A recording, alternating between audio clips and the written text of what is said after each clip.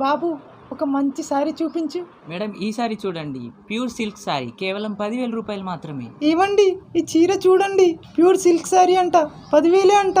బంగారం, నీకు 10,000 చీర కొనివ్వడం నాకు పెద్ద మ్యాటర్ కాదు, కానీ చీర చూడు ఎంత లావుందో. అసలే ఇది ఎండాకాలం, నువ్వు అది కట్టుకుంటే నీకు ఉక్కపోస్తుంది. అవసరమా నీకు బాధ? వేరే ఏదైనా లైట్ శారీ కొనుక్కోవచ్చు కదా. ఏంటో మా వారికి నేను అంటే అంత పిచ్చి ప్రేమ.